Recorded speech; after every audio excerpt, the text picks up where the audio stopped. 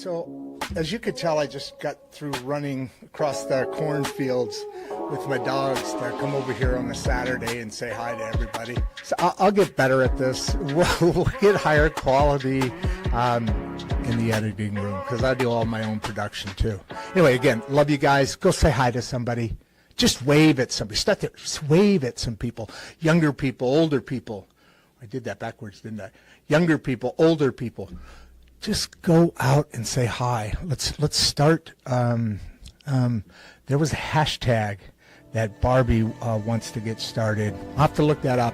I'll have to look through some of the old films. We need to be pulling together and discussing these items, and not be afraid to have a dinner. What do they call it? Table dinner, or around the dinner table. Politics is a device to keep this country moving forward.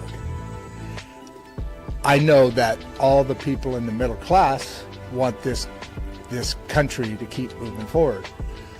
I also know that the politicians we have currently in place on both sides of the aisle, some way more than others, but we have a situation now where the politicians don't want us to necessarily move forward. They want, and our education and our information to be lower and lower so that they can control and control more. They have very perfect lives, really. And these are the things we don't understand. You know, we need to really be able to have the courage and have the patience to be looking at our politicians more directly, with more information. As I've said before, we have a utopia coming, and if we don't have control over our politicians, as that utopia comes, then we won't have that utopia. We will be moved into whatever needs that the country has, without the rewards. This middle class of America has been stronger and done more than my own. I know I'm biased, but than any other. As a matter of fact, all the middle classes, around the world, is what the economy is built on, and we have no say at how that money is spent. Well, that I promised you I would move around some of the intro videos, coming into the show videos. By the way, I really appreciate you guys starting to show up even earlier. We've got 45 people already on, which makes me think that this monologue thing is starting to work out a little bit. Hopefully it is. Leanna and I were just talking. I'm very jealous right now of her. Well, for many reasons, but what I'm talking about now, I'm very jealous of her. She lives in Arizona, suburb of the Phoenix area. Beautiful. You guys know Arizona, very beautiful. Southwest is a beautiful place, but right now it's not snowing. And I woke up this morning to about a foot of snow. First time in Oklahoma. Now, as you guys know, I'm from Chicago, so it's not that big of a deal. And my dogs, Boomer and Daisy, Boomer got to eat snow. He hasn't eaten snow for a winter. He loves eating snow, that freaking crazy ass dog. But, hey, we got 80 people on. I guess I better get started here. So welcome to Insights and Straight Talk with Rod Duff and producer Barbie. Today's conversation is one that every business owner, every entrepreneur, every leader, and honestly, anyone trying to build something real, you guys need to hear this one today, because one of the hardest truths in business is this: you can't fix what you can't see. And producer Barbie, she calls it, you can't drink from an empty cup. You guys know that saying. And most people don't see their biggest problems until those problems come crashing through the door. By then, it's too late. That's why today matters. We spend a lot of time on this show talking about what's happening in America. what the great middle class is facing and why the world feels so heavy for people just trying to grow a business, run a household, or simply literally stay afloat. And that's the point. We all know by now our government doesn't care. They would rather you stay down. But today, we're pulling back the curtain a bit on something far more personal and far more common than most people ever realize, called blind spots. You know what I'm talking about. Not the obvious problems, not the loud ones. Those are easy. It's the quiet ones. It's the quiet ones, the ones that hide behind success. You know, you know what I'm saying here. The ones that are disguised as, I'll take care of that later.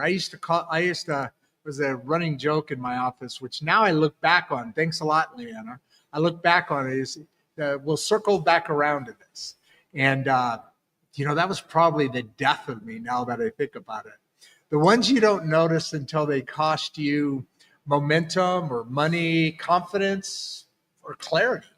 Today's guest doesn't just talk about blind spots. She eliminates them. Leanna DeBellevue is an international speaker, founder, a mentor, and business leader who spent 15 years running a global marketing agency that won award after award after award, including the 2024 Best Marketing Agency in the East Valley and the 2025 Business of the Year. There's more too. Then she did something most entrepreneurs never do. She sold her business at its peak, stepped out of the day-to-day, and stepped into her next chapter on her own terms. If you've ever wondered what it takes to build a business, grow a business, survive a business, and eventually free yourself from a business, you're about to hear it from somebody who's done it all with clarity and, of course, with conviction. But what makes Leanna different isn't just her success. It's her, I call it her ability to see what other people miss. She's worked with business owners around the world. There may be more now, but as far as I knew, 13 different countries at this point. And what she has discovered is the pattern behind the problems, the silent success blockers, the places where entrepreneurs sabotage themselves without ever realizing it, the marketing that looks good but doesn't move the needle, the strategy that is brilliant on paper but broken in real life, the systems that worked, 5 years ago, but quietly stopped working while everybody was just too busy to notice it. She's been featured in the Huffington Post, served as a Forbes Council member. She's co-authored an international best-selling book. Not a lady who just sits around. and was she was inducted into the Who's Who in America in 2023. But again, none of that matters. Today, what matters today, it's because this is a conversation every middle-class family, every hustler, every builder, every dreamer, and every leader needs to hear this. Because no matter how confident you are, no matter how talented you are, no matter how much experience you have, you still have blind spots. Think about it. And those blind spots, they're not flaws. They're opportunities that are unclaimed. So here's what I want you, our live audience. What is there now? There's 258 of you on right now. I want every one of you to think about, as we start this conversation, what keeps showing up in your business or your career that you keep pushing off to someday? Where do you feel overwhelmed but keep pretending you're fine? What assumption have you built your entire strategy on that might not be true anymore? These are moments. Think about these. What success are you chasing because, I want to hover here for a minute. I'm going to start that again. What success are you chasing because you think you should, not because it actually fits your life. I wanted to say that a couple of times because producer Barbie said to me, God, what was this? Just not even a couple of weeks ago. She said, you know, Rod, I don't know why that got me emotional all of a sudden, but you started the machinery business and you grew that out of ego. This you're doing out of love. So what is it that actually fits your life? And here's the big one. If growth has felt slow or stuck or heavy or confusing, what if the bottleneck isn't your effort? What if it's your clarity? Leanna's going to talk about growth, okay, about resiliency, of course, and about blockers, about personal development, inside out, right? And the moments where business problems reveal life patterns and what it really takes to get out of your own way.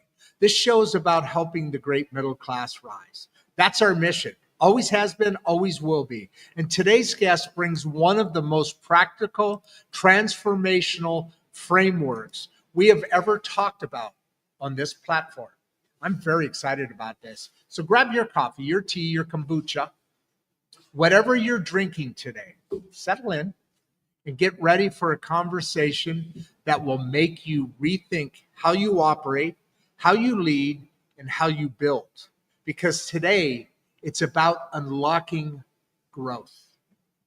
And growth always begins by seeing what you couldn't see before. Leanna DeBellevue, I messed it up right there, is in the building. So Leanna, make it look more professional. Help me out, and let's begin. How you doing, my new bestie? That was an amazing introduction. Thank you very much. And I think we have so much alignment with what it means to be in the middle class and the importance of us collectively coming together and making a difference, making that needle move. So thank you for allowing me to be on today.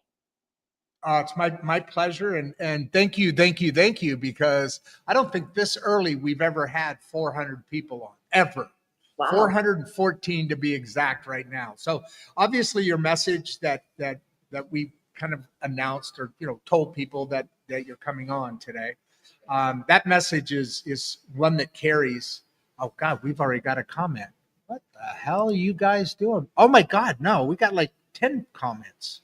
All right, girl, I don't know what the heck whatever energy juice you got going on, you're bringing in the crowds. We got almost 500 now.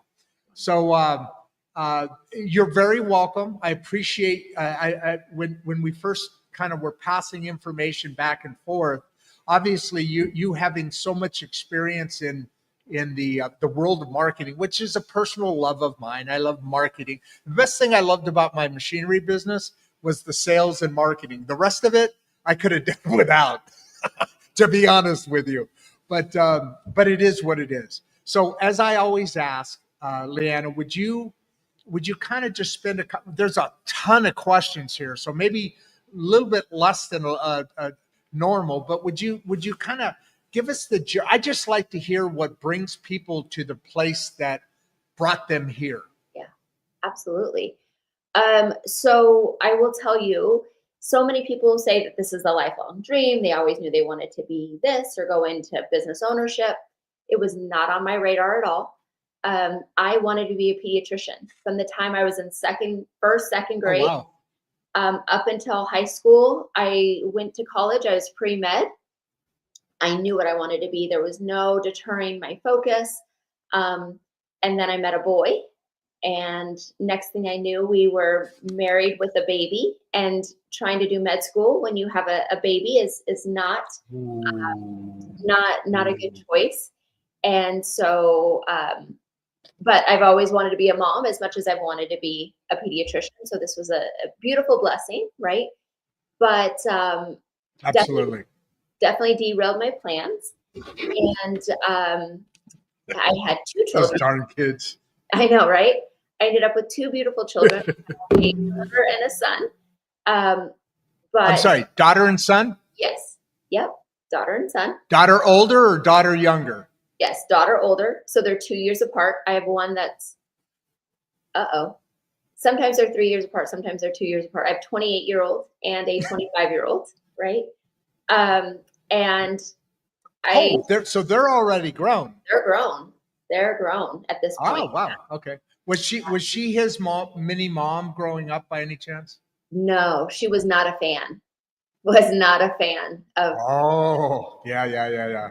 So since then, I mean, obviously they've grown and they're fine. But no, at the beginning we were not excited about that at all. But it did stop my college career. And something magical happened at 30. And I realized, wait, this is not how I intended my life to go. I didn't have a college degree. I was married. I stayed home. And I think there's no harder job than being a stay-at-home mom, right? It is 24/7 and you don't have a lot of adult interaction. I mean, just it was a beautiful time in my life, but I also knew that I needed something a little bit more. My marriage ended after 15 years. And I went back to school and I thought I'll just go for like medical coding, something along those lines. I had a teacher pull me aside, said, why don't you do massage? And I said, well, I don't really like people and I really don't want to touch them. So, and then she told me what it paid. And I said, okay, I could do that. Right. Suddenly, as a single mom, you kind of do what you have to do. Long story short, I went to work for a chiropractor as his massage therapist. Insurance changed. I'm sure we all have a story about how insurance changed and, our life changed. And he called me in the office and said, I can't afford to pay you as a massage therapist anymore. Insurance doesn't pay. However, I definitely don't want to let you go. So I'd love to have you do marketing for us. And would you be open to it? I said, absolutely, 100%, no problem. Little did he know I had no idea what marketing meant, but I knew that I definitely wanted to remain employed. So I said, I got you. I sat down at my desk. I will never forget Googling what is marketing, right? A few minutes later, he came to me and I said, okay, well, what's my budget? What does this look like? And he said, you've got like $50. And I'm like, a day, an hour, a minute, like, what are we talking about? He was like, you don't understand. This insurance change has almost devastated us. It needs to be free marketing. And so I remember sitting down, Googling what is free marketing, right? Because at that point, that changed the name of the game. And I got rooted in my community, went to the local chamber. I started networking. At the time, there were Facebook fan pages. I started a fan page. And within 2 years, we had doubled our space. Instead of me being the only massage therapist, I had 4 in-office therapists and 24 event therapists working under us. And within 6 months of starting marketing, he had told me, there's no way I'm putting you back on the floor as a massage therapist. You're our marketer. And he did something and it gave me an amazing blessing. He told me, pick a title. Whatever your title is, pick a good title because that's going to be on your resume forever. And I was like, okay, what about like marketing manager? And he was like, think bigger. And I was like, okay, what about director? And he was like, director of marketing. And I was like, cool. And he goes, throw in public relations in there. And I was like, okay. I mean, it's the 4 of us in there. It didn't matter. I could have been called, the director of, the world, and it wouldn't have mattered. So, but he told me, he said that resume, that will build your resume from here on out. I trusted him. But he taught me how to make a business. And even though we had experienced a ton of growth, he was very, very frugal. I love him to death. I still see him around town. Pretty sure he still has the first dollar he ever made, right? But he taught me something very valuable, which was how to build a business with no budget, right? So about 3 years later, he called me to the office and he said, I think you need to go do this on your own. And I was like, okay. And then I was like, wait, am I getting fired? Like, what is happening? And he said, absolutely not. He said, you have what it takes, go do it on your own. I said, cool. First Friday comes. I'm used to a direct deposit.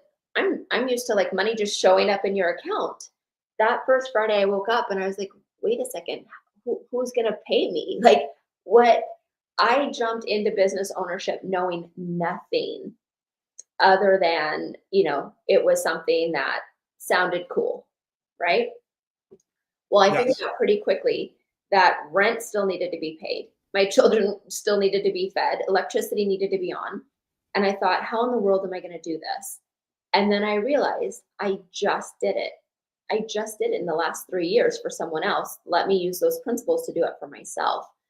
Within 6 months, we had grown from 0 to 6 figures. And then I had a client, call me and say, hey, my brother works in Dubai. They want to work with an American company. Would you? And this is just a local guy that I knew from a networking event. It was nothing major. Dubai led me to London, London to Sweden, Sweden to Canada, all within a few months. And I was telling that to somebody and they're like, so you're an international company? And I was like, no, it's just me. And they were like, but you work in different countries. And I was like, yeah. And I think it was in that moment that I realized that I was genuinely creating something that was probably bigger than I'd ever given it credit for. I was just trying to be a mom that could still show up at the field trips and, at practices and on the weekends. I was just trying to be present. So I would get up every morning around 4 or 5. I'm a natural early bird, and I would work. My kids would get up, get their stuff done, get them off to school, work until they got off of school. My kids really didn't even recognize that I was working. Right. And then as soon as they went to bed, jumped back in it, worked till midnight, got up the next morning and did it again. And fast forward 15 years later, we had an entire team doing what I once did. Yeah. Wow. Yeah. That person that you're talking about really did provide you with a gift, for lack of a better word. I don't know if that's the right word, but I'm just going to cheap off of it. Yeah. And because of that moment when you reflected back after he said, hey, you can do this on your own. And then you kind of went through that moment after the rush of that compliment and all that. And you're, like you said, you woke up that Friday and it's like, wait, there's no automatic deposit coming in anymore. Yeah. But then you reflected back and said, okay, I got to make this happen. Wait a minute, I just did this. Yeah. Let's just do it again. And what, 6 months later, you said you went from 0 to 6 figures? Yeah. And, it was ignorance. I had no idea that was different than the norm. I had no idea what it is different than the norm. To look like, right? Yeah. Yeah. I had no idea. So. Well, just so you know, there's 585 people on. This is the fastest that we've hit that number. So, there's a lot to talk about here. And I have I grew a business over 30 years. So I can attest, by the way, you see we're in the Mangum City Library. They sponsor us here because of I told you a little bit about the Regeneration School Project. Take a moment to shout out to them. But the director's wife brought me brought the show a little Christmas tree, and I think that's a cute little thing there. I thought I'd point that out while I shouted out the library here, give them their shout out. But from experience, what you experienced, okay, there's a couple of different things going on here. So you didn't know what you didn't know, so you did what you did. You had experience a little bit in doing this marketing from a company who this chiropractor never did marketing before. So they said, go be a marketer, and you did your Google stuff. Back in the day, there wasn't as much as available as there is today. But obviously, you've got a personality and an awareness and a DNA within you that is different, because you don't go from 0 to 6 figures in a few months. Yeah. So how did that? Was it just literally falling into this local friend that And you said the key word, you were doing some networking, and that's where that first opportunity opened up, right? So what is the juice that you point to being able to kind of move into a little bit of an accelerated space there, typically years instead of months? Yeah. And I had no idea. I think the secret to it is, and I'm back at square one. I'm creating a business from scratch all over again. It's connection.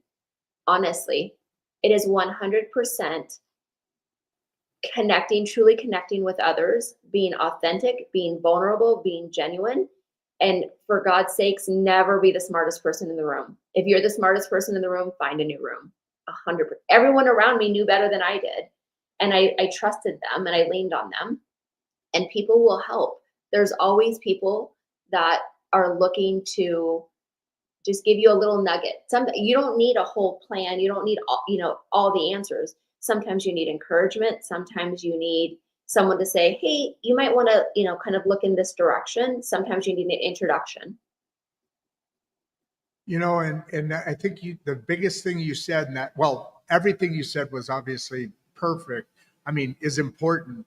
But the first thing you said, when you said be authentic, because none of that other stuff's going to happen unless you are, right? I mean, people know that. They pick that up. Yeah. And you being authentic obviously kind of opened the doors to be able to have those things start to begin, right? 100%. Yeah. Yes. So God, usually we're talking for a lot longer than this before we get into questions, but there's just so many of them. Do you mind answering some questions early on? Absolutely. Sure. Let's do it. Okay, great. Joey here. Joey DeVilla. What's the first step in uncovering hidden business assumptions? This is a big one. I like this question. Yeah. So do the other 600 people that are on. Awesome. No, you go, girl. So many times we are told, you have to do this, this, this, and this for your business to succeed. And I think inherently, I'm a mom first. I've been a mom since I was 18 years old, right? It's just so woven in me, right? So a lot of my analogies kind of go back to parenthood and being a mom. But so many things that people tell you have to do in business, inherently, a business is like your child. You birthed it, right? You've grown it since day one. That something doesn't feel right for your business, but you're being told in order for this to be successful, you have to do these things. I think the first step is really and truly questioning that, right? Now, some things you do probably. Hold on. Yeah. Hold on. Sorry. Really and truly questioning that. Yeah. Meaning the information that people are telling you. Yes. I didn't. Okay. I want to make sure I connected on that because this is a big deal right now. Everybody listen. Go ahead. Say that again. So people are going to tell you that you have to have certain things within business. Some of them are common sense. You probably need a website. You need a business card. You need a professional whatever, right? Those make sense. But then there's other people, especially with the introduction of AI, right? You need to use this product and you need to have these type of avatars. And you have to do all of these little things that if you spend your time doing them, they're not going to move the needle forward. They're just a box that you can check. So I always tell people, what are the things that you believe that you have to do? And what are the things that you've been told you have to do? And then question those, right? Do I have to have a website? Well, if you sell a product online, more than likely. So that's a truth, right? I have to have a team of people to help support me. Okay, is that true? People think that having a team is a marker of success. I'm going to tell you, as someone who just came from having a team, that adds a whole nother dimension to business ownership that not everyone might be ready for. So if you are being told you have to have a team, Is that true for you? Right? So really and truly question some of those things that you're hearing. Everybody, all of these gurus, all of these consultants telling you, right? It's really easy to have a team when you have a $5 million business. It's not easy to have a team when you have a $50,000 business, right?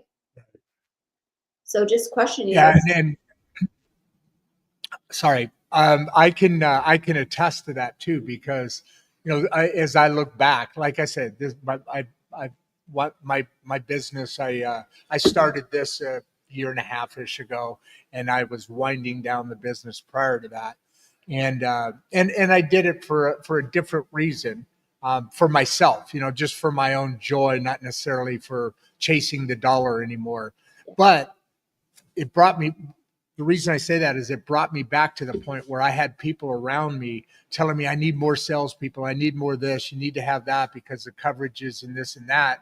And and I this is going to sound egotistical, but it's authentic. I'm the best salesperson. I mean, the reason my business was successful, a little bit of marketing. Yeah, I love doing that stuff. That's what brought me to doing this. But the sales side of it, the sales side, that being authentic, and that being able to tell a story that somebody else connects with, and that product now needs to be in their possession or service, whatever that is. Well, my unhappiness with the business model began when I started listening to these other factory things, and I felt I needed to have this bigger thing and this better thing and this, like producer Barbie told me, my ego was being fed by others that had nothing to do with the business, Yep. but felt that they knew better, and that became the less side of good in what I was doing. So I go ahead with what you're saying. I just wanted to add in there because, man, I feel you. That when you say you need to have a team. Well, my first thing was like, I don't like people. I like people, but I don't like people. I Yep. don't like people all over in my Kool-Aid, right? Um, that's a producer Barbie cup. But go on with your saying. Do you need people? Well, do you need them or do you not? So answer those questions. Those are the things you're talking about now that I rudely interrupted. Go Yeah, ahead. no, I mean, you're right there. I think, again, inherently what your business needs. There are blind spots, right? And there are things that, like I said, you do need to look at some truths. Do I actually need this? Do I need that? Um, However, if you know inherently something is not right for your business, don't do it, or modify it in a way that feels authentic to you, right? I love that. Yeah. So let me ask you on that same note. I'm going to try and jump around here a little bit. I try. There's so many questions so early on here, so I may be off camera more than I would normally like to be, just because I'm egotistical and I like seeing my face and my voice. No, but to the You but got to the laugh. I got one. I got one, guys. Hey, it worked. So David here, how do we know if a reoccurring problem is actually a blind spot? To me, I don't know if, I mean, nothing, David, great question. But to me, if it's a reoccurring problem, uh, how can you define that as a blind spot? Where's the crossover? Where's the bridge? Because to me, a blind spot is I never even knew anything happened. But he's talking about a reoccurring problem. Is there a connection here I'm missing, or can you fill something in for us here? No, I think absolutely a reoccurring problem is a blind spot. You see the problem Because because, okay, yeah, there's something that you're not seeing. So if there's a in problem the problem. in the problem, yes, right? Ah, Because you're trying a solution and it doesn't work, so the problem comes back. Okay, then you try another solution and the problem comes back. There's something that is missing that is preventing you from finding what the solution is. And that is probably one of the best ways to understand and to identify that there is a blind spot, right?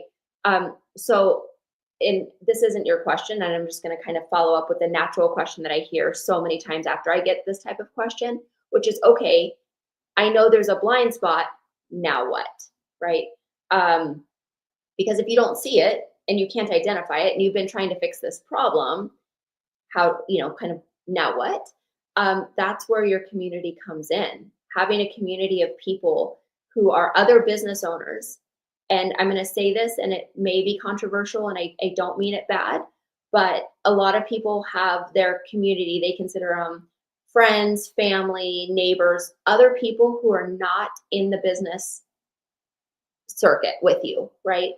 Those are not always the best people to help you identify a blind spot. You need people who are in the arena with you, fighting the same fight, trying to figure it out. And a lot of times, a blind spot is invisible to you, but visible to everybody else.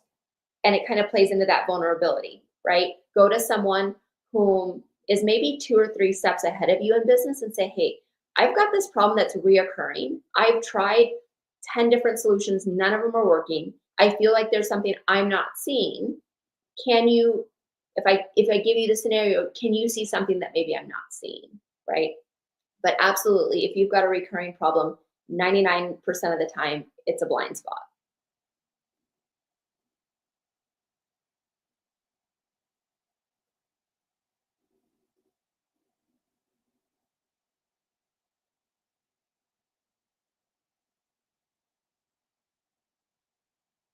I don't know if I lost you there, but everything went kind of. Oh my gosh. You know what? In the opening thing, I said, we'll get better at this. We'll get, more aesthetically pleasing. I'll not make so many mistakes. Well, for the last 30 seconds, I had made a perfect reintroduction into your comment and was sitting here talking to you.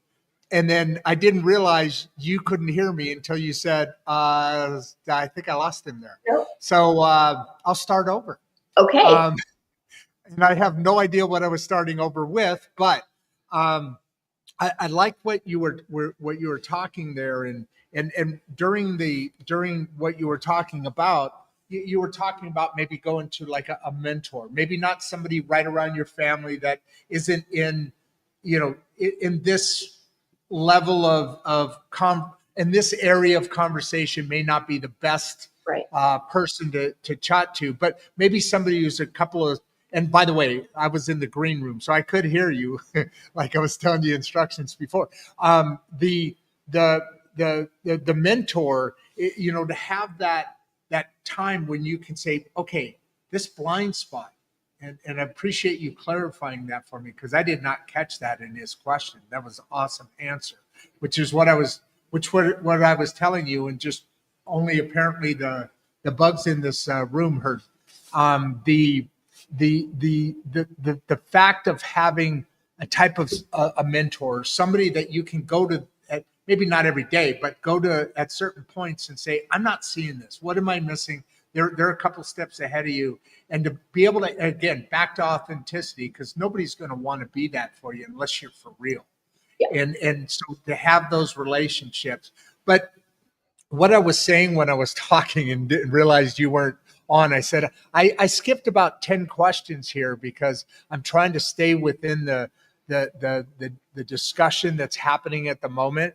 Because there's a lot about burnout here, and there's a lot about other subjects as well. And obviously there's a lot of business. Usually I've been doing this show for, like I said, for a long time, and a bunch of shows. So after a while, you start to recognize some of the names that are regulars. I'm not recognizing anybody's name here. So we're drawing a different crowd here, which is kind of cool. But back to my point, like I said, I ramble a little bit. Back to my point, going back to Joey, this is a different question Joey asked earlier. What's the 5 steps of uncovering hidden business assumptions?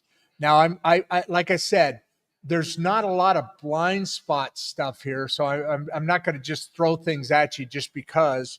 But there's a lot of other questions that are happening here. We've already done that one, so yeah. What do you? not to try and pull away from it, but just to stay alongside of it, what Yeah. we're talking about. Yeah. Could you help Joey out here, would you? The first step to uncovering hidden business assumptions, that was our first question, right? That was that Joey's first question was this one. What was the first step to uncover? Oh, he asked the same. Okay, I read that one wrong. So you tricked me, Joey. Damn it. Okay. Maybe I'm not a really good host here. Okay, so he asked the same question twice. Okay, never mind. Let me come back. I missed that totally. Sorry about that. How can entrepreneurs stay aligned when everything feels chaotic? Wow. This Like is something. there's a whole bunch of these, and so I Yeah. had to jump into something because Oh, I and thought please feel free to.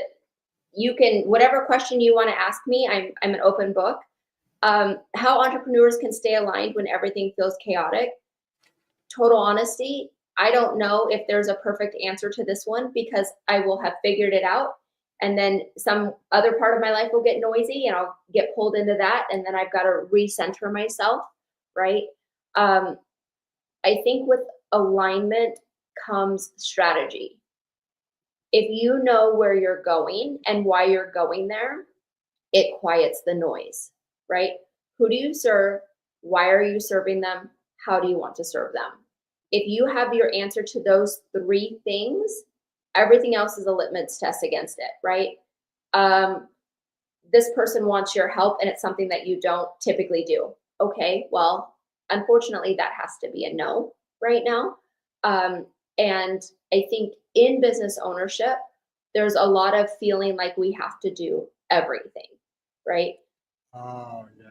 And we don't really. I'll use myself as an example. I promise you, I am the queen of girl math. Drives my husband crazy. If I have enough stars in my Starbucks app to get a free coffee, I'm like, look, I got a free coffee. And he's like, no, you spent $100 in the last 2 weeks. That cup of coffee wasn't free, right? So I am not the person that should be doing my books. I'm just not, right? Everything is, and it felt very chaotic when I was trying to do that. When it felt very chaotic when I was doing things that aren't in my area of brilliance, because what someone else can do in 5 minutes when they're working in their area of brilliance would take me 3 or 4 hours, and it was not done to that same level. So a lot of times looking at what is causing the chaos, is there ways to systematize things that make things feel less chaotic and less noisy? That's always a good indication. I think sometimes as business owners, when things feel chaotic, at least for me, I'll only speak for myself, it makes me want to stop. It makes me want to pull back and then not do anything because it's all too loud. And that's always a good indication that something isn't aligned, right? So that's when you sit down and you list out those things. What is the noisiest things in my world? Do I have to pay attention to those noisy things, right? Now, if those noisy What does that look like? What is chaos? Well, I know what chaos and noise and all that looks like, but in how you're describing what you're describing now. So when somebody starts to feel, what is it that they're feeling that should be that gut instinct, right? What is it that they should? What are some of the examples that you've experienced that are descriptions of that chaos or that noise? What does that look like for the people in the audience? Yeah. For me personally, when I feel chaos, Yeah, for you. I find myself scrolling on my phone. I find myself looking at, new Post-it notes. I have 10 million Post-it notes. I really don't need another pack, right? But I find myself doing anything other than sitting in front of my computer and moving forward because it's so Okay, loud, that makes I sense. don't know what the next right step is because it's all coming There out, we go. right? That's Yes. To me, that's what it is. So okay, now you're bringing up past memories. I get what you're saying now, because I think we've all been there. It's like I don't know what to. Let me look at a TikTok for a minute. Yeah. I just can't deal with this for that's what you're talking. Yeah. That makes a hell of a lot of sense. Yeah. That And I makes think a lot of sense. if we can learn to identify, okay, wait, why am I scrolling all day? Okay, now I need to go do honestly, for me, it's still really hard. I don't want to do what I know I'm supposed to be doing. Why? And have an honest conversation with myself. I don't want to because I have 10 things sitting in my inbox that I don't know what to do with. Okay, that's fair. Why don't I know what to do with it? I always try and go 3 or 4 layers deep, right? Because you give yourself, I lie to myself better than anyone else. I know what to say to myself to make myself feel better, to justify why, why I want to do something. Okay, that feels hard. Why does it feel hard? Because I don't know the answer. Okay, who knows the answer? Okay, well, this person and that. And it gives you kind of a roadmap. And now, typically, the chaos is just, when you look back at it, it was a small road bump. It feels like a mountain in the moment, but when you're looking back and you're on the other side of it, it was just a road bump. So you just opened up a whole new thing for me as far as the word authentic. So I always think about being authentic, being you to people, being authentic, so people trust you. So, you are who you are and this is who I am. And it's a good thing. And, authenticity is good. But you also have to be authentic to yourself. What you just said there, I know you got to be honest with yourself. Why am I wanting to watch TikTok or whatever? I don't know. Why am I wanting to get away from this? Yep. You have to be authentic with yourself too. And that's the hardest thing. To me, that's the hardest thing because I can't get away from myself. I can, when I'm scrolling and I'm looking at TikTok, it's easy for an hour to go by. And now that hour went by, oh, now I have to be at this meeting or I have to talk to this person. And I just delayed what it is I really needed to do. So when there is chaos, when it feels misaligned, that's an indication for you to have a conversation with yourself. Yeah. So it all goes back to being you, to trusting you. That again, that gut feeling. Now, I would say we have 3 brains, right? We have the brain of the head, we have the brain of the heart, we have the brain of the gut feeling, and those things are things that aren't listened to enough, especially if you're an entrepreneur, you're a business owner, you're an executive in a company, or you're building a household, or you're doing all the things that you're doing certain things, whatever those are, that are not easy for the human consumption.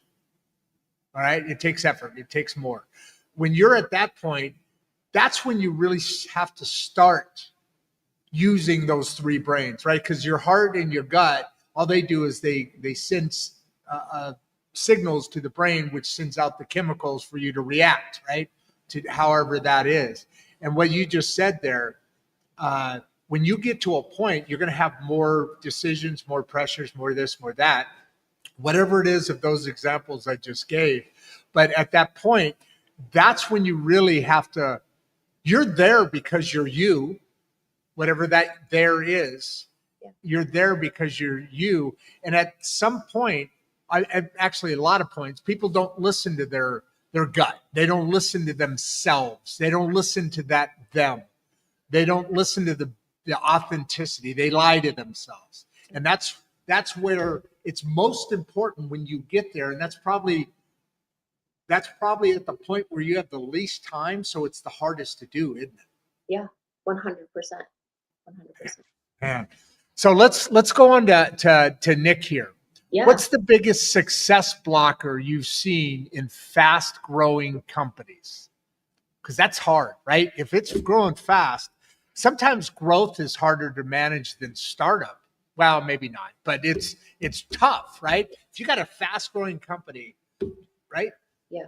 Answer this question here. What's the hardest blocker? It's a great one. I would love to know. It really kind of depends on the industry, but in general, Oh, that's a good point. Yeah. yeah. So if he's still on and he wants to kind of share what industry, Yeah, Nick, if you're still on, and let's see, let me see if I've got another Nick down here.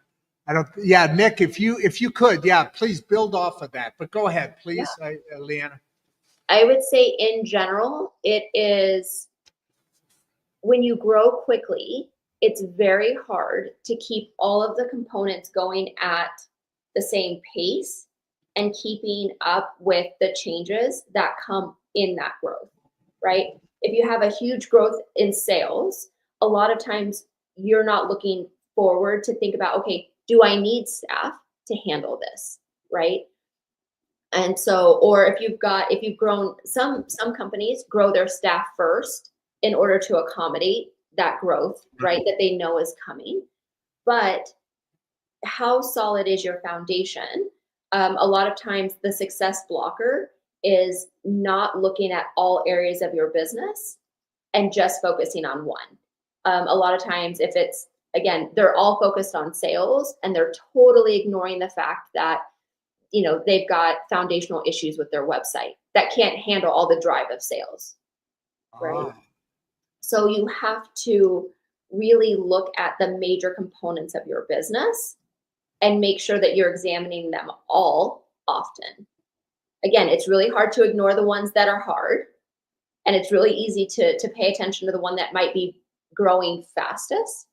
But if you don't keep your eye on everything kind of equally, you're not going to notice when there's a potential fracture that turns into a complete break. I love, you know what? I just love the way you speak. First of all, it just you could tell you're a speaker. You have great inflection at the right moments. The reason I say that, you're very welcome. The reason I say that is because I want to get into a little bit of off these subjects for the questions for a second. Just set them aside. You said you don't. I'm not even a third of the way through the questions yet, but I want to ask you something. So. You know, in looking at, and you could tell in the monologue, you know, these things you've done and accomplished, these awards and the businesses, but you're a coach. Am I correct about that?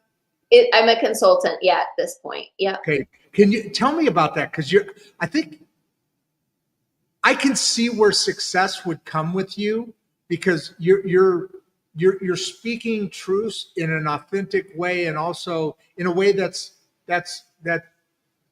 makes your mind work, meaning I'm listening to you and my mind is working.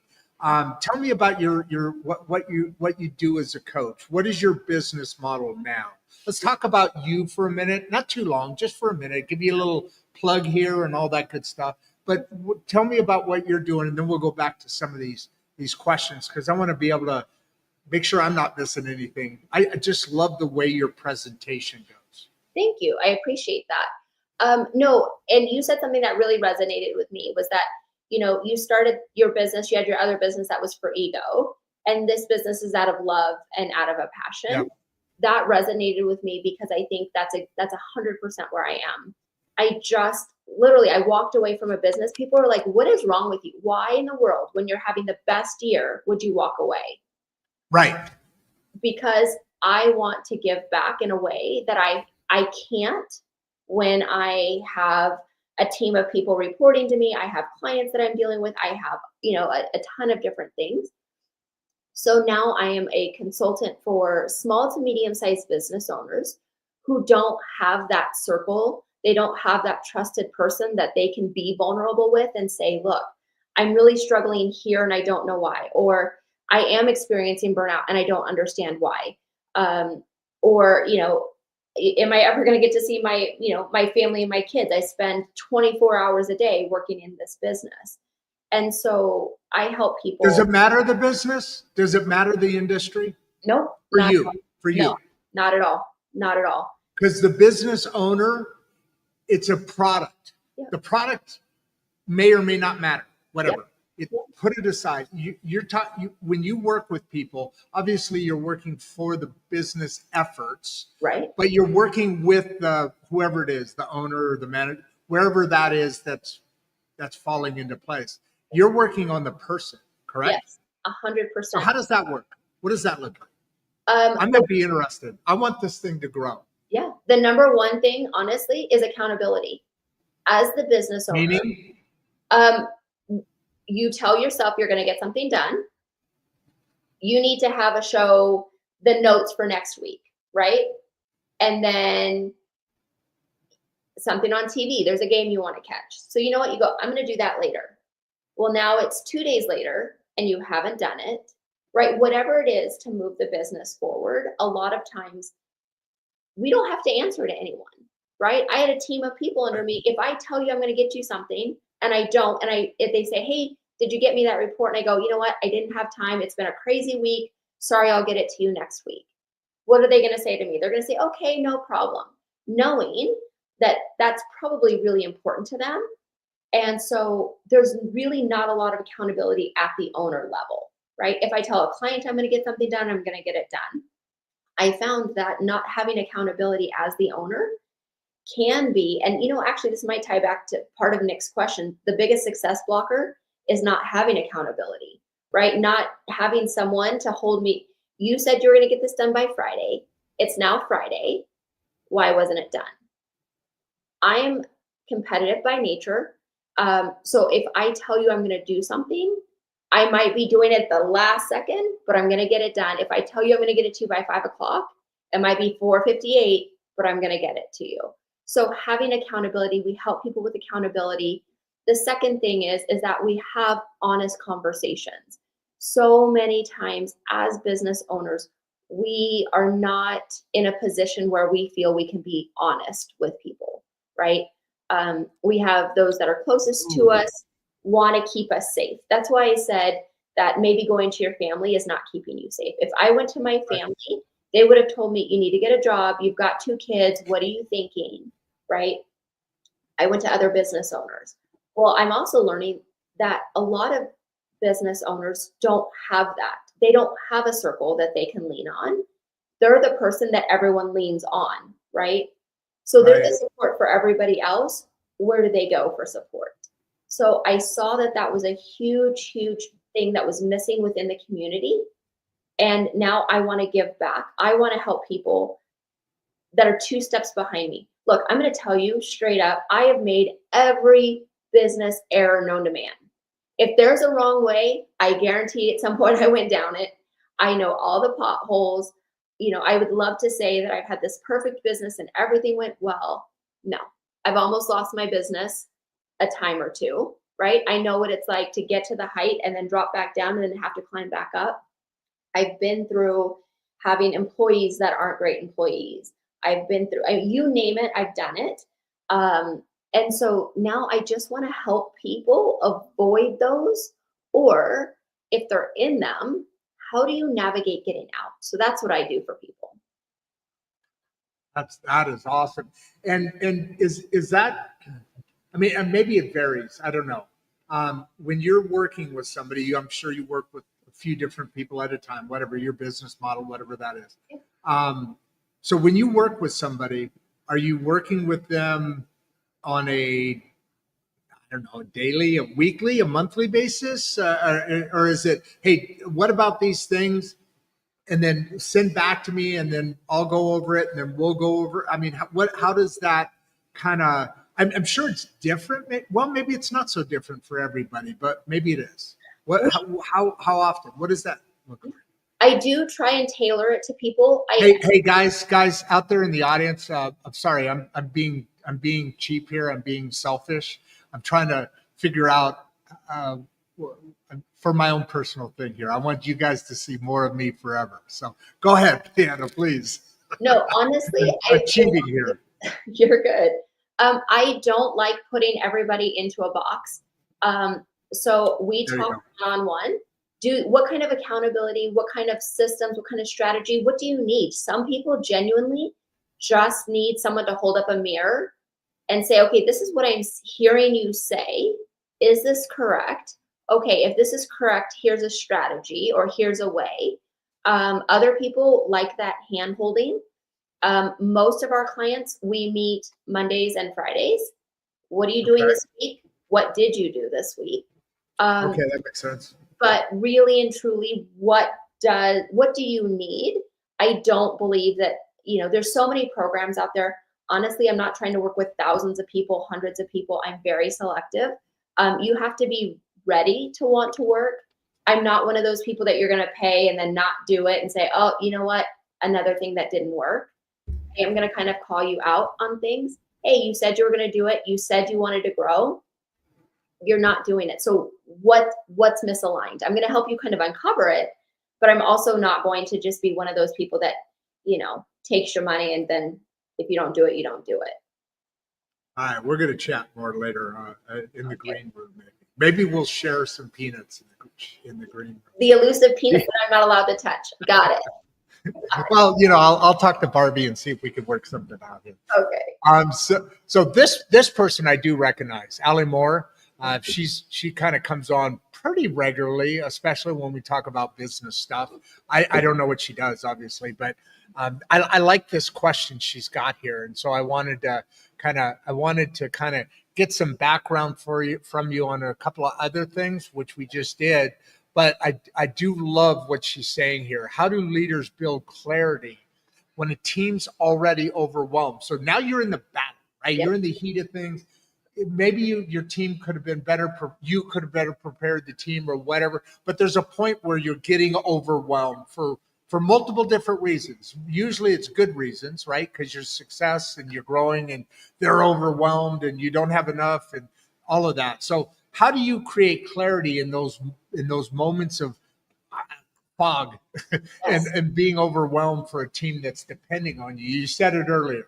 Yeah. That team member asked you something. You could just blow it off, but it was obviously important to them. They have jobs to do. They have things they need now. You as a leader, how do you do that? What does that look like? Yeah. This happened to me last year. Our team in the digital agency world, we were almost always dead. In the what agency world? The what?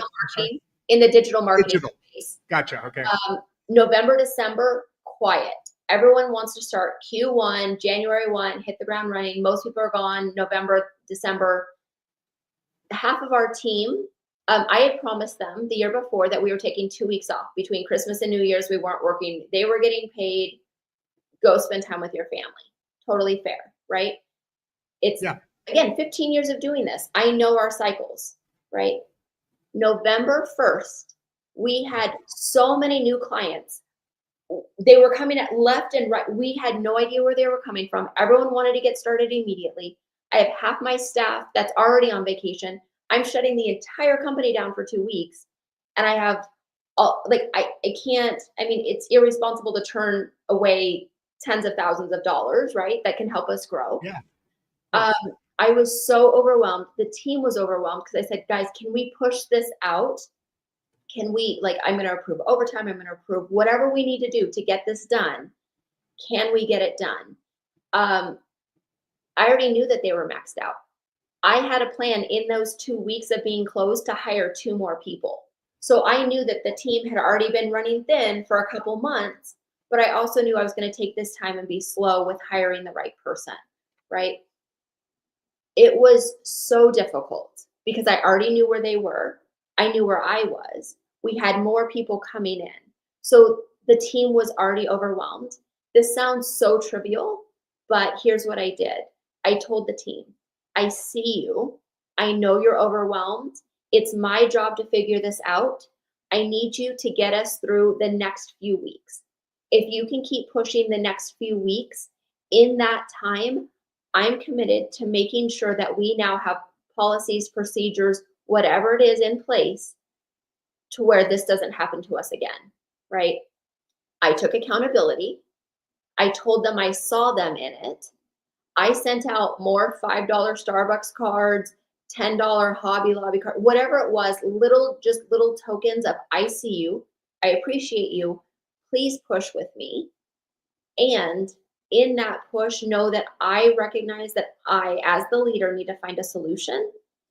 And as hard and as counterintuitive as this is the time as a leader, you probably need to step back and figure out what you need to do to get that clarity. right? You have to have somebody that you can trust, even if it's just for a few days. I need or a day. I need a half a day. I need 4 hours of uninterrupted time so I can get clarity, but you have to tell people that you know what's happening.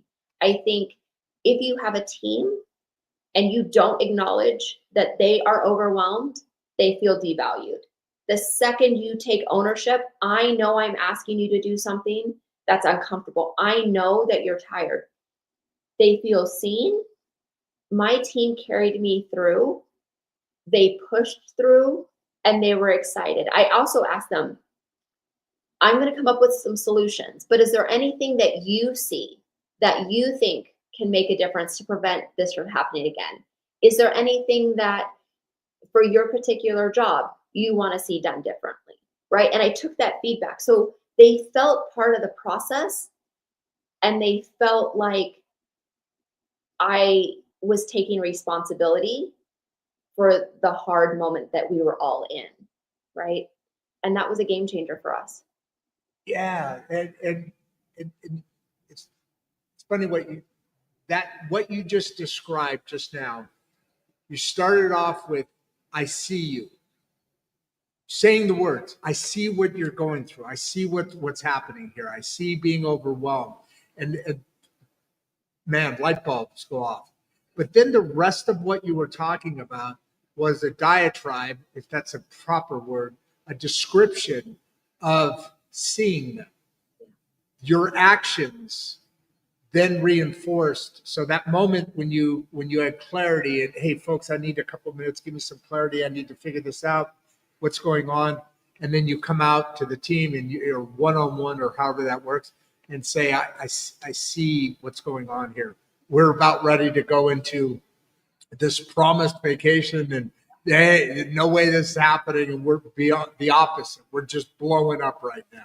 Yeah. But then you spent the next 2, 3, 4 minutes of that part of the conversation, and we're showing how you showed, and you didn't.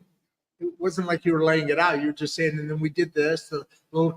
I know she went back to Starbucks. You got a little bit more of a Starbucks thing going there. I know, I know. I should shop local. I know. But You know, you should. Is Starbucks a sponsor for you? They should be. You're you obviously should, a fan. right? Let me send him this. We'll see what I can do. You should. You clip out some of it and do, the couple of different Starbucks things. The one with your husband and well, maybe not that one, but I it's really. So we talk a lot about leadership and business, and we have 4 lanes on this show that go into different subjects that focus on certain subjects, and so I talked to a lot of business leaders, and actually this show came out of what was called Insights, which was the funnest part of my business back in the day.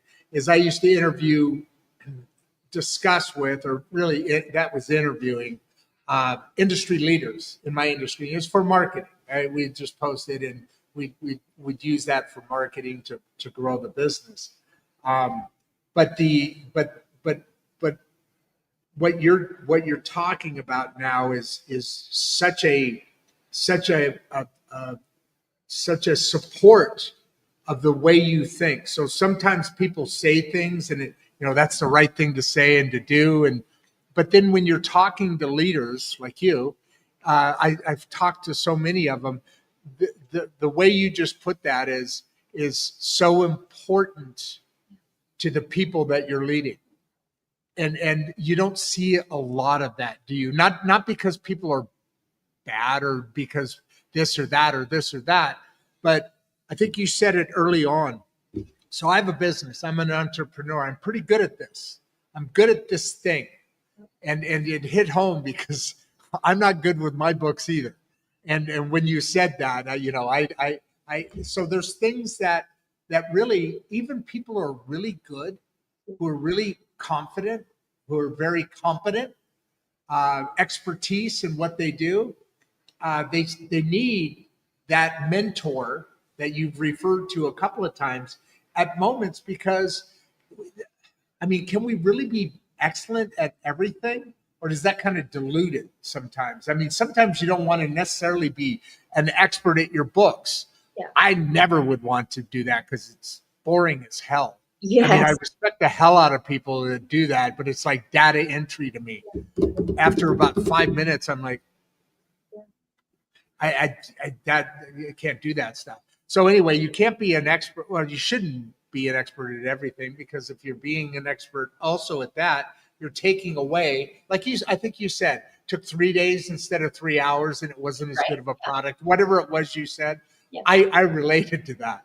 So what you're talking about is, sorry, I'm being a little bit of a commercial here for you. I don't mean to be, but the way you laid that out is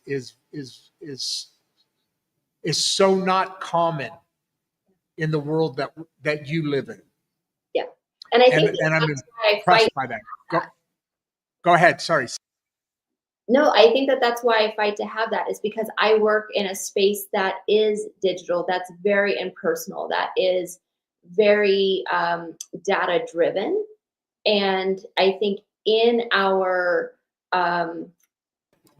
culture, we can very easily lose sight of the fact that we're all people, right? We all want the same things. Yeah. And because I work in such a space that is so cold and is so numbers driven, I think that forces me to maybe overcompensate somewhat on the personal level. And the second I started doing that, everything else handles itself, right? See, I told you, you're an awesome speaker. Just the way you left that dangling there. Thank you. I bet you get across to the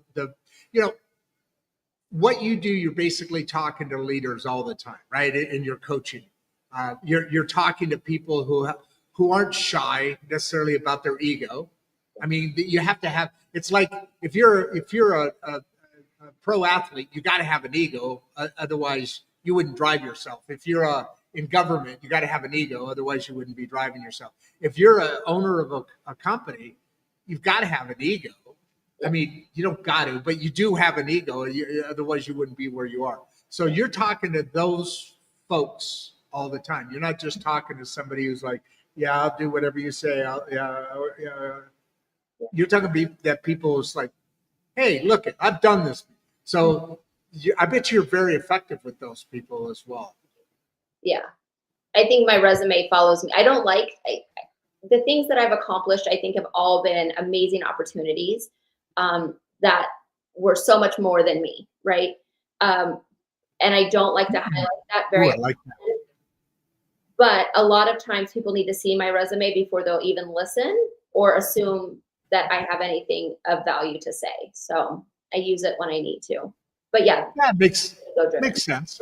I mean, that makes sense. Let's look what Chris Hanna has to say here. How can somebody and you were talking about your systems. You're living in a digital world, really, and your system. So I thought this was really well timed.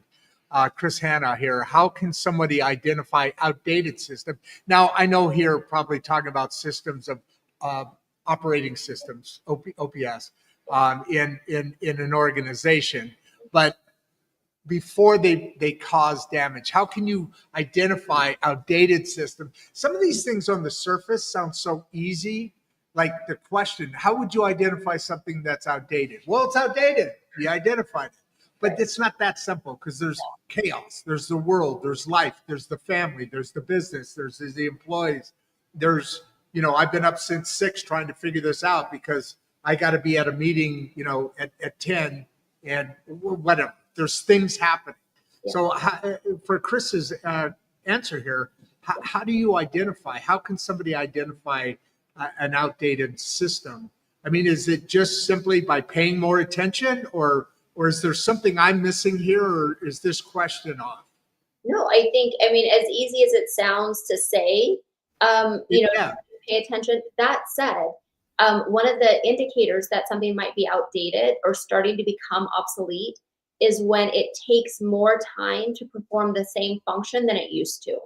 I typically look for 5 to 10% variance, right? Wait. What do you mean by that? Yeah, I was going to explain. Yep.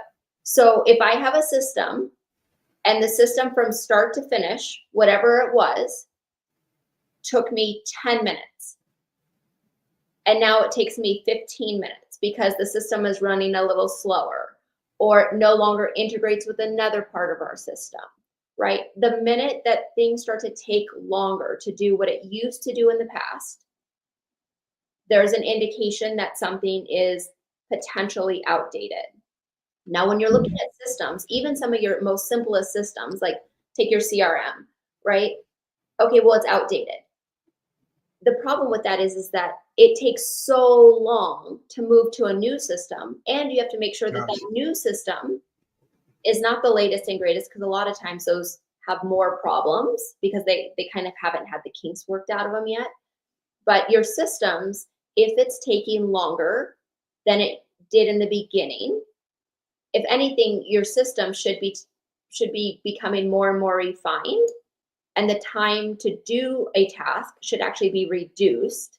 The second it starts increasing, key indication that your system is becoming outdated. And I don't know if I'm in the green room again.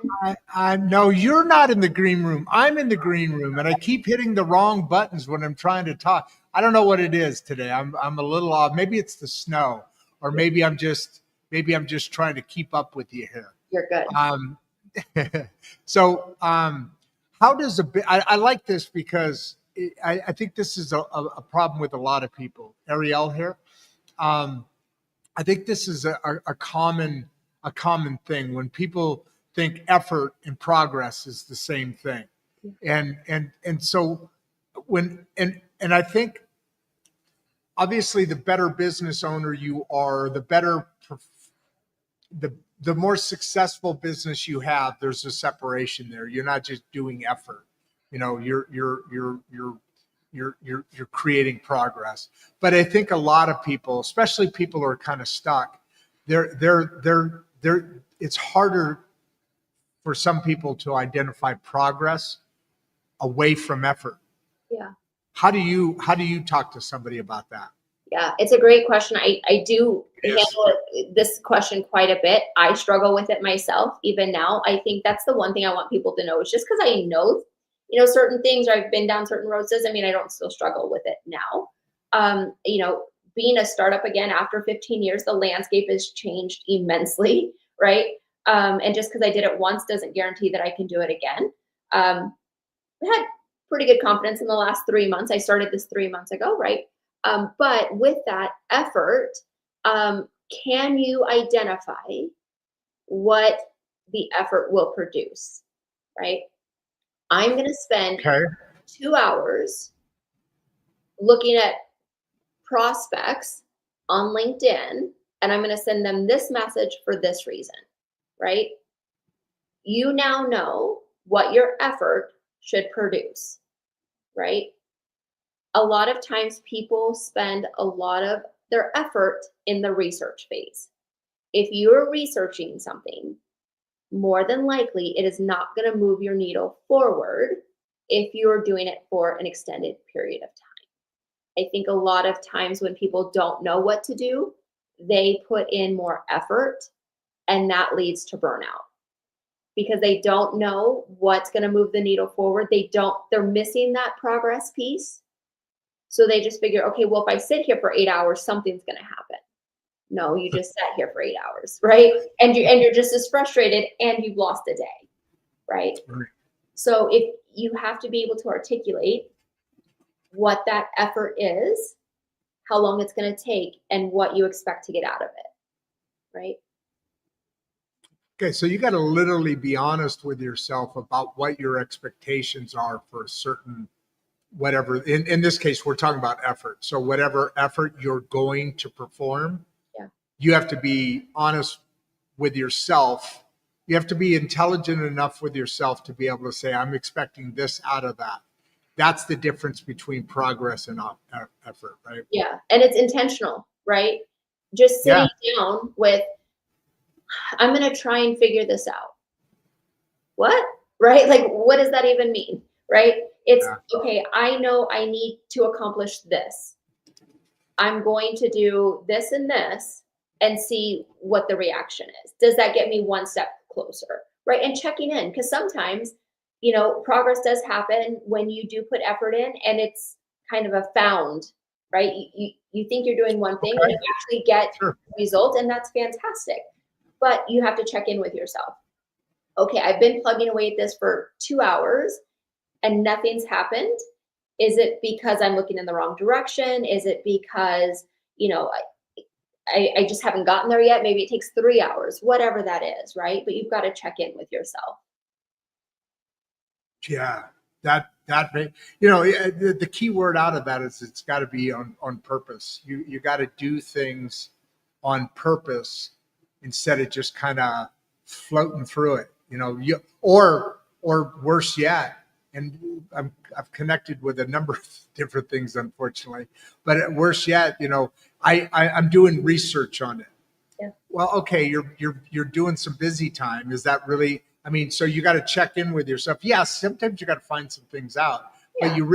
it's really about the doing and being honest in what you're trying to accomplish, what it is that you're determined to accomplish by creating this effort. Because effort is time.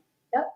Obviously, it's effort, but it's time, and time is always money, right? I mean, it's always every hour I spend now that's not building the business isn't building the business. Is that a bad thing? Not necessarily. It depends on what that is. I mean, if I'm hanging out with my kids, I'm not there to build the business, right? So that you have to be honest with yourself and you have to be that next level. You have to actually be involved in your own life. Yeah. I like to put that way, because I don't think enough people, whether you're building a business or not, you have to be involved in your own life. And so all of these things matter, right? 100%. You said it beautifully. Yeah. Thank you. So I'm going on to Jason Tilley here. And this one's kind of interesting to me because this has probably got to be the hardest one to recognize because it's you. It's you. It's this stuff in here. And so how can entrepreneurs avoid emotional patterns turning into business problems? And I've got to think that more than one of us has been out there and you're an emotional, I call it the human experience, right? You're a human, we're a species. There's softness in us. It's not just about this or that, but you're built a way. You're built a certain way. And with that comes the emotional. You saw in the opening dialogue, I kind of shocked myself. I got a little emotional out of it. Something came out. So this is an interesting question that Jason. It's interesting. It's a guy asking it too. I love it. Nothing to give, right? I mean, isn't that cool? How can entrepreneurs avoid emotional patterns? My mom was a very successful businesswoman, but she had emotional patterns as well. I have emotional patterns. I'm sure you have emotional patterns, but not turning them into business problems. How does that connect for you? How do you deal with that for somebody? Yeah, I do, all the time. I think as a business owner, we see our businesses as our baby. And if someone has anything negative to say, they're calling your baby ugly, right? And the second, like, now I'm going to fight. Like, I've never fought before, but now we're going to fight, right? So you got an ugly baby. Yes, right? The second they say, I don't know if your product is what I need or whatever, it feels like a personal attack, right? Even if that's not the intention, that's the way it feels. And it can bring up a ton of emotions. And I think to ever, say that we should not be emotional, that doesn't make sense. That's not realistic, right? So I had some great advice first starting out that I have held on to, and I think it has saved me more often than not. I do not see my business as my baby. I see myself as an employee of the business, right? So I hold all of my emotional patterns. Oh, good. Would idea. I want my employee to respond in this way? Would I want my employee to act in this way, right? The second I become an employee, it does create a little bit of that emotional separation, right? If someone, Love, if someone called my baby ugly and my employee heard it, they're not going to lose their mind. They're going to be like, "Oh, that was kind of tough," right? Ugh. And they're going to act accordingly. So I think if you can give yourself a little bit of that separation and think about yourself as an employee of the business, is that emotional reaction going to be a positive move for your business? Absolutely, go forward. If it is going to cause a potential problem in your business, take a step back. I'm not a huge proponent of using AI in everything, but I'm going to tell you right now, sometimes business emails I get, I will say what I want to say.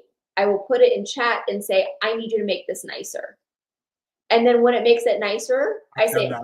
I need you to make it nicer again. I typically go 2 or 3 levels deep because I'm just raw. I'm like, are you kidding me? Did you, per my last email type of response, right? Yeah. Then I send it to someone and I go, how does this sound? Right? This happens a lot of times with reviews.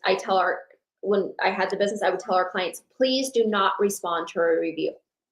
Let us respond, right? Or put it in chat. This is what was said. Here are the facts. How do I create a response that is a professional response? I think anytime people always freak out when they get a 1-star review. You know what? It happens. We're human. The best thing a business can do is to respond. You know what? We're human. We did mess up. We put systems in place. We apologize. We're ensuring it never happens again. Whatever that something is, that whatever it is that would make you emotional, take a step back. Just give yourself a moment. Have someone else that you trust look at it, read it, respond, but shift your mindset just a little bit. Otherwise, people would come to us all the time when they were emotional. It did cause business problems, and now they want us to fix it. And it can be done, but it's a huge, steep uphill battle. Yeah, it's a deeper hole, especially when you're talking about when it gets to a point of emotions, and now it's, emotions are critical. I mean, we wouldn't be us unless we didn't have them. But sometimes when they go to a point that you've lost something, then it becomes a bigger issue because now emotions are feelings and they're deeper. Like you said, if somebody said that your baby was ugly and it was your friend or your neighbor that heard it, or you're talking about the business being ugly and it's just an employee that's like, ooh, ouch, ow, but it's not devastating. Yeah. But when emotions get into that, it becomes a much deeper level. I love that. Just love that. Let's go to Cody here. This is interesting. This is an interesting one for me, because it's like it's almost an automatic. You've got a high achiever, maintaining momentum, but not burning out. So there's a couple different things there. One, if you're like here, I do this 6 days a week and all the other things that go with it. People always ask me, how do you stay motivated? Well, because the show's fun. I mean, it's like playing video games all day for me now. That's what I do for a living, basically. But this the library is shut down for 3-4 days because of the Thanksgiving holiday, right? So I couldn't do the show. I did other stuff, at my home office and all that. But you know what? I realized it's like I really needed that. I just because it's so emotional. I've done 2 and 3 shows in a day. But to answer Cody's question, how do you keep from burning out? Like, how do you maintain that continuing growth, but pace it in a way that you don't overstep your skis, go over your ski tips? Yeah. Yeah. I think burnout happens so often. And a lot of times, speaking from experience, I'm in the middle of feeling burnt out, but I've created something that is going so quickly. I don't have the luxury of saying I'm burnt out, right? So I've learned that what fills my cup, right? What fills my cup, honestly, hanging out with my husband. I watch horrible reality TV, 90 Day Fiance, you name it. If it's ratchet, I watch it. Fills Oh my my God. judge Your me. producer, Barbie. Oh, I'm just telling you right now. But most importantly, I have a grandbaby. We have two grandbabies. No way. Yes. Congrats. Thank you. Thank you. She fills my cup. If I get either one of if I can spend an hour of time with her, it fills my cup. I can put my head back down to the grindstone. I think burnout happens when you don't turn off from business even for a minute. I think we're all connected with our phones, with email. Our watches talk to us. We are expected to be on 24/7. We have very little grace for giving people time to respond. Like You that. know, I get an email, and if I don't respond to the email, within 5 minutes, I've got a text message. Hey, I sent you an email, right? So if you figure out what fills your cup, you may not get a lot of time to do it, but when you're in those moments, be in those moments. Again, even if it's 5 or 10 minutes, Shut it off. shut it off. Turn it off, turn it down, fill yourself, go back to it. It's the only way that I have figured out how to prevent burnout and or get myself out of it when I'm in the middle of it. You know, we've been going for over an hour and a half already. Oh goodness. This is just kind. I mean, I'm not. I said that for a reason. I mean, I just looked up at the clock and I went, oh my God, an hour and 32 minutes, which is awesome. We still got 600 people here. Wow. Yeah, Yeah. I know. But it just goes to show that you've got a successful. Well, you've already sold one successful business, written, a best-selling book internationally, speaker, all that. You've got a lot of things going on. I just found out you have two grandkids, grandbabies. So I know that feeling. And It changes everything. the cup. It changes everything. Oh my God. The only reason we have kids, I'm now figuring out, is so I can get grandkids. Yep. Yeah. I mean, what a freaking, I raised 5 boys, and that they're all having granddaughters. And which is, so I loved having the boys, but when you said she, I knew exactly what you, those little girls, my God, talk about Yep. Yep. only, 100%. I mean, guys are awesome, but go ahead. So fill your cup. What were you going to say? No, that was honestly all, but you have to turn it off Completely. It's whether it's 5 minutes, you'd be surprised how much 5 minutes, half an hour, Yeah. you have to give yourself grace. As business owners, we don't give ourselves grace. If we No. sent an email and someone responded to us that said, this is really important to me, give me an hour, I'll have a response, we wouldn't think twice. Okay, fine, great, thanks, right? You can set an autoresponder. This email is really important to me. As soon as I get back in the office at 4 o'clock, at 2 o'clock, at 1 o'clock tomorrow, next week, whatever that is, I'll make it a priority to respond. People are like, okay, they've got their answer. They know when to have, expect some type of return. Exactly. And you now have that freedom. But so many times we don't give ourselves grace. I'm here with you, but let me check my phone. Okay, I'm here with you, but let me do this. Oh, and I've got to send this. It's going to kill us. We're humans. We are not robots, right? Our business is important. Look, my business supported myself, my husband, my children. I've got my entire team plus their kids and their stuff. Like, it gets very overwhelming and you think, I can't stop. I can't stop for even a minute. But if you don't stop, life is going to put you in a circumstance where you can't do anything but stop. And I never wanted that to happen.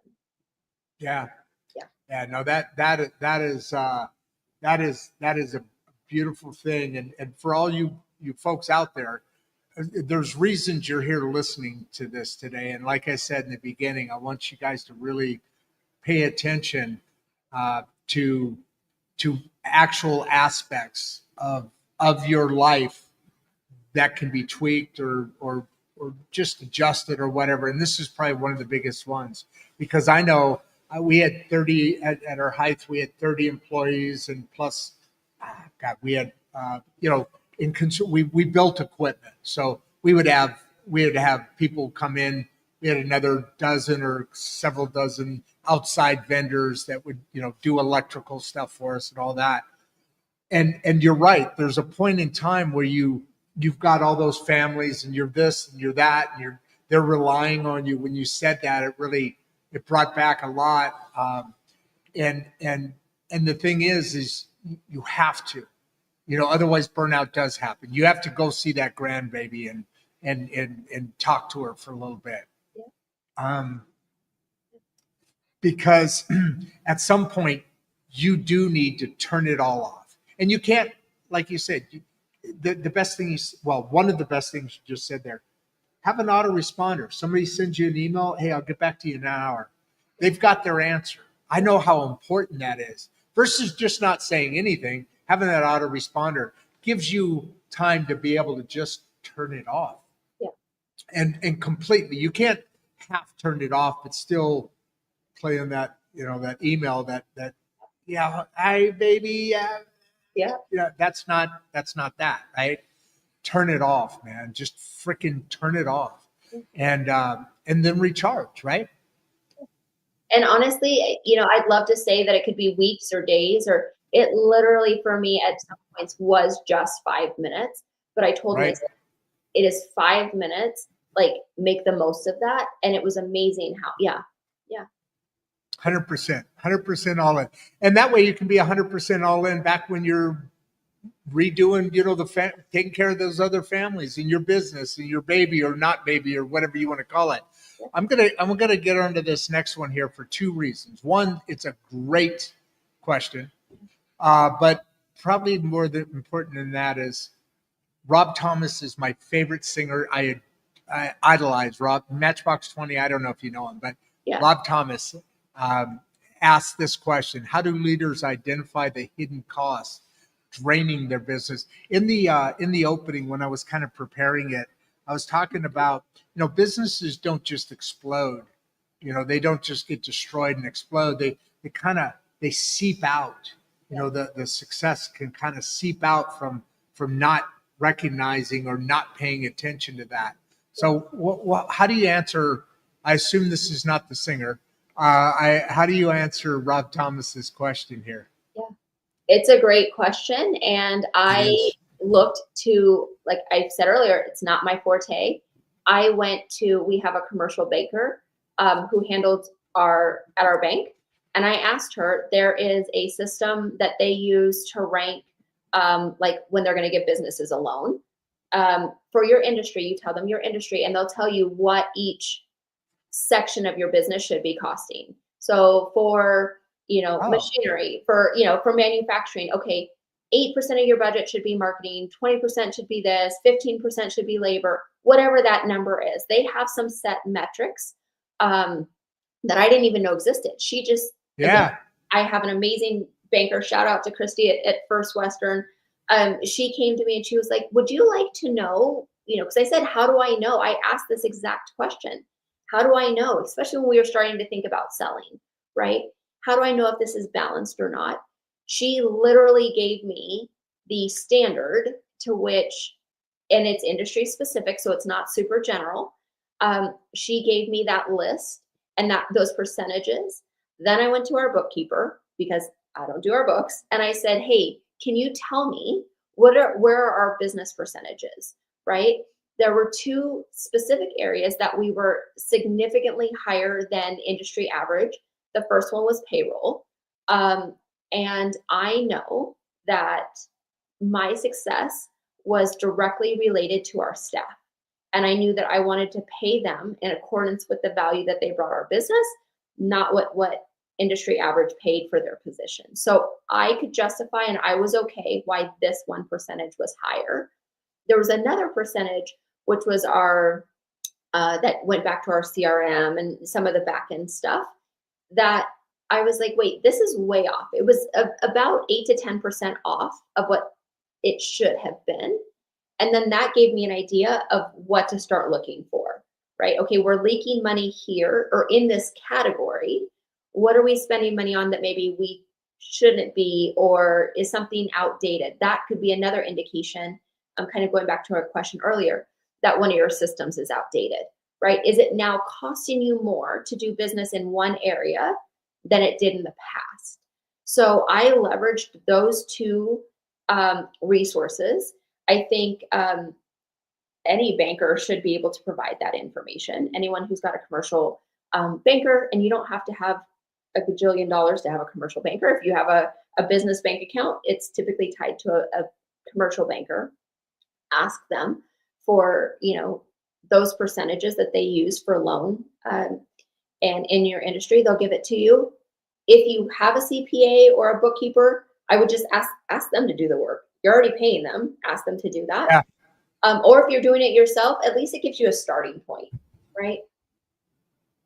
I love that. That makes a lot of sense. And I didn't know that either. So you're saying that's a common thing. So you're commercial banker. I've got mine's Great West, Great Midwest down the street here. I'm a local, little town local.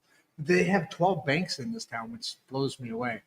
But anyway, so going there, you can get that information and make sure that you have the buckets filled at the right level in each category. Yeah. That's what you're saying. Yep.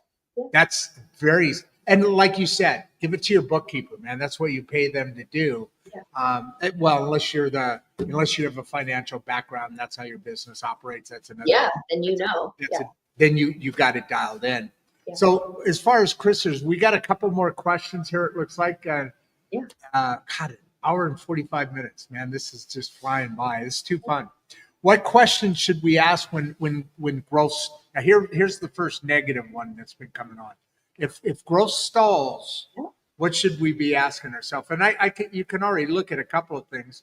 What you mentioned a website is maybe that causing issues if you're a digital business or whatever, or is the people. But you're the expert. For Chris, how do you answer that? Every business. First questions. Yeah. And this is, I love the fact that we're not just talking about all positive roses and, rainbows. Like, I think every business is going to see growth either level out or stall, or a combination of all of it. It's typically one of two problems you should ask yourself. Is it a traffic problem or a conversion problem? Traffic doesn't necessarily have to mean to the website. It could mean phone calls or conversion from a lead into you're converting is what you're referring to there, correct? Traffic into, it's a traffic problem, right? Which means someone is not seeing you. Is it that, only 10 people see you, but out of those 10, 9 become customers? Okay, it's not a conversion problem. It's a traffic problem.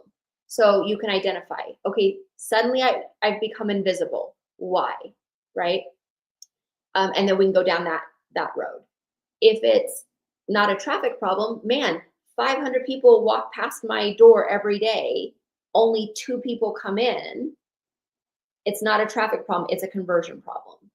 You're getting the visibility, they're just not buying what you're selling, which means there's some aspect of trust that's not being instantly built, credibility, your messaging is off. So I tell people all the time, they get so concerned that it's this problem or that problem. It really comes down to 2 things. It's either traffic or it's conversion. Either people aren't seeing you or they see you and they're not buying from you. So what's changed? So if your growth is stalled, what's changed? Well, we still have 200 people walking in the door, but now no one's buying. Okay, well, I raised my prices 20%. Maybe the market can't handle 20% right now. Let's reduce it to 15. Can the market handle 15? Okay, well, I've got 200 people walking in and it helped, right? Now you figured out what the problem is, right? Or, man, I used to have, and we hear this all the time. People used to find me, Google used to send me business all the time. Now they don't. Now no one is seeing me. I'm spending $1,000 in Google ads. We had one company spend $30,000 a month on Google ads.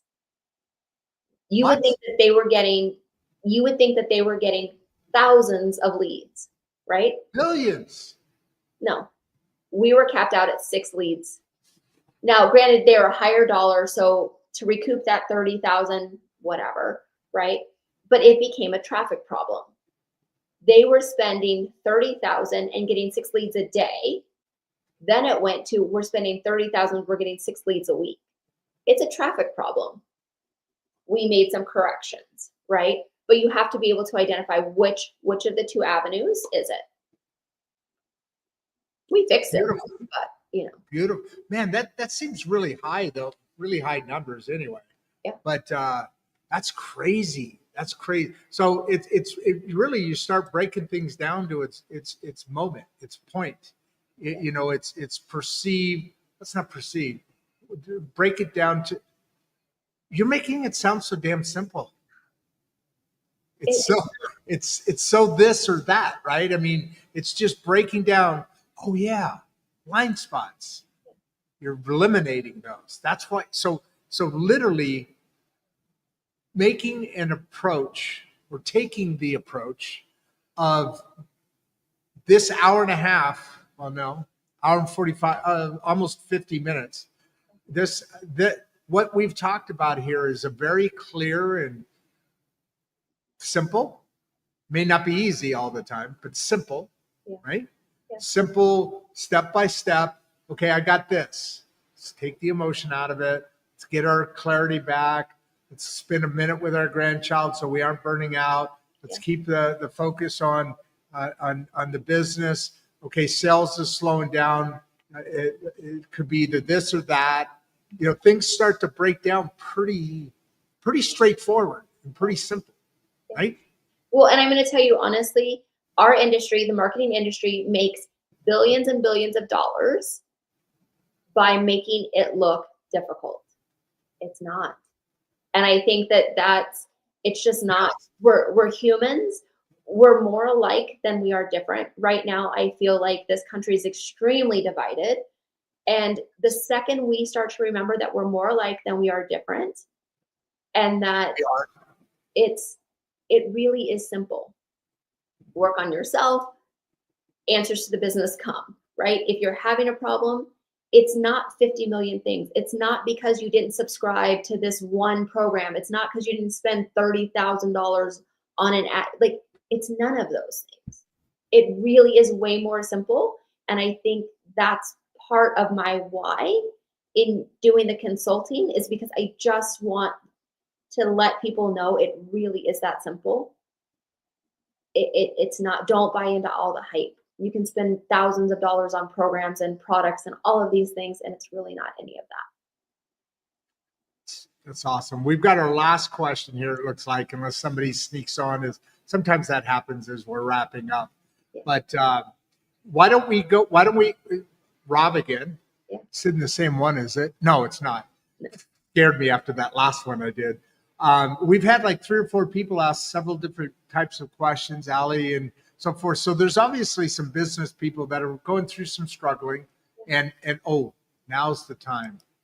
Hold on, before I get into Rob here, let me do this and put this here and that there, and make sure we have everything where we want it to be. Correct? Yes. Yeah. All right. Beautiful. So let's go back to Rob here. And what did Leanna, well, why don't you read this then? Why don't you go ahead and read this? What did Leanna learn about clarity from selling her agency? I learned. Good question, isn't it? It is. And I feel like I learned a million things and I'm still learning. One, I learned that there's not a magic number where all your problems go away. I used to think if I could make 6 figures, 6 turned to 7, 7 turned to 8. There's not a magic number. It just, the pressures become more. The more you make, the more responsibilities, and the more you have at stake, right? that was something that I realized. And then I think the biggest gift that came from selling my business, that I have a lot more clarity around, is kind of what I was just talking about. That it's not fair to make people think that they're not enough because they're not doing the 1 million things that the gurus out there or the experts are saying that you have to do. I think when I wanted to, I knew I was going to go into consulting after we sold. I thought that was going to look like a fractional CMO position. I got clarity very quickly that that is not what is needed. What's needed is people having real conversations and helping people navigate in real time these little bumps or these hills or these mountains, right? And I think that that's the biggest thing, is that there's not enough people in my industry having real conversations without a desire to sell something outrageous. And that's the biggest clarity, is I think my motto in life is, to whom much is given, much is expected. And I think I have been given so much more than I will ever deserve. I definitely want to help people do what they are meant to do, right? And that only came after I had a minute to sit with, like, you sell the business. I thought I was just going to be done. Nope, I had to stay on, and I had to help with the transition and all of these things. It was in that time when that had closed that I sat with what I had actually accomplished and how can I use that to help others down the road. Everything else will fall in place. That is fantastic. Thank you. Well, why don't we take that point as we wrap up here, and for the 600 and some odd fans that are in your wheelhouse right now, what do you want to leave them with? Obviously, we have your contact information, but what message, and then I'll put you in the green room and we'll chat a little bit afterwards. I've got your contact information, so I will be getting back together with you, because I do have some questions of my own that maybe we could do something together with. But what do you want to leave these wonderful people as I close up 2 hours now? As I close up the show after you're sitting in the green room, what do you want to leave them with? That it's easier than people make it out to be. Yeah, there are people that are willing to help you navigate it. I would be honored to answer any questions. You guys have my email, within reason, right? Yep. I'm not answering millions of questions, but if you have a question or two that I didn't, or you want some follow-up to a question that I answered, consider me a resource. But just know that it's way easier when you just sit and move with intention versus moving out of scarcity or fear or anything like that. So that's really all I've got. I don't know if it's that's beautiful. That magnificent. No, that's what I got. Well, when you do a 2-hour magnificent show, it's hard to keep being magnificent all the time, isn't it? Well, you're used to it. You probably do it all the time. So this has been a great show. I love it. Obviously, maybe we could do other shows as well. Keep in touch. But I'm definitely going to get a feel for what that level is, because I built a business on my own for, like I said, for 30 years, and I built it off the back of being a salesman, and it's all great. That's all wonderful. But I have a different mission in this show. Like I said, this is done out of love, but I'm also in a different environment. I'm in a different world.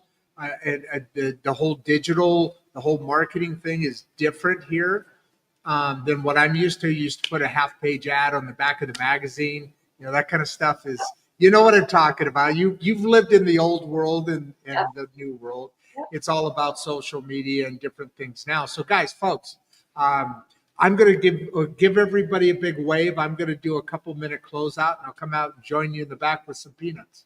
Sounds great. Thank you so much. I appreciate everyone. Guys, you know what? I mean, this has been a powerful week already. We're ending off the week tomorrow with Simon of eLeaf Lab, and something we're working with them on the school regeneration project. Hey, that's an idea, Leanna. Maybe that's something I can look at as not a business. Well, technically, like a non-for-profit kind of business, but maybe that's something we should chat about and how to develop that a little bit further along. But so today, folks, I mean, opening up this show today, I knew this was because we do a lot of, we call scraping. We do a lot of research and information and gathering of what's going on. And Leanna, when you sent me the original information, it was a very basic 1-paragraph thing. I'm like, okay, what do I do with this? Okay, let me look. Then I started opening up your story, and it's fascinating, to be honest with you. And I didn't say this during the show, but next time you come on, let's keep the ring off because that thing is beautiful. It just lights up the room. And I'm a very big fan of jewelry, and Barbie got me into all that. But at the end of the day, folks, there was a lot of things for us to listen to, and there was a lot of things for us to pick up on. Obviously, Leanna is an amazing resource, and just from before I got to know her here today, I knew that this was going to be a good show, a great show, because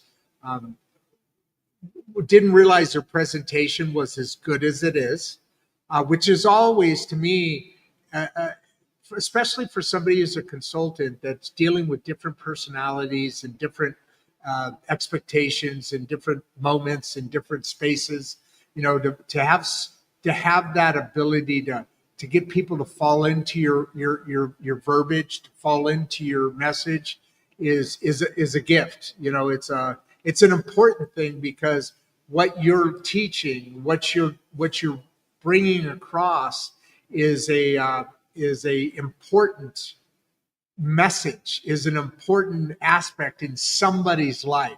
Yes, we're talking about business, but at the end of the day, in somebody's life, whether that's 30 people's families' lives, or if that's 5 people's families' lives, or if it's, a lifestyle business, it's just you and your partner or whatever. When you have the ability to take your message, Leanna, I'm talking about right now, and send that to somebody that may or may not be receptive, when you've got that additional gift of conversation or a gift of ability to bring that message along, all I'm saying is that at the end of the day, you can have certain consultants or different people that are there to help you, but unless you really buy into their message, your presentation really makes that a lot easier thing to achieve. And so, yeah, a little sales pitch there for her, but I point out what I point out because I see what I see, and Leanna, just like my grandbaby, you filled up my cup today. With that, I'm Rod Duff. I'm your host. Stay on the other side of the outro. You'll see producer Barbie here in a second. I'm sure she'll be calling me any minute. But stay on the other side. I always try and do that goofy little thing at the end. So with that, I'm this is Insights and Straight Talk. You're here for a reason, and this is the reason. The promises I made to you about Leanna were more than filled, unless I'm way off. But with that, I'm your host. I'm Rod Duff, and I'm out. Before you leave, if you'd like to watch another one of the podcasts, click the first link in the description. We love having you here, and we appreciate all your support. And with that, producer Barbie and I are out.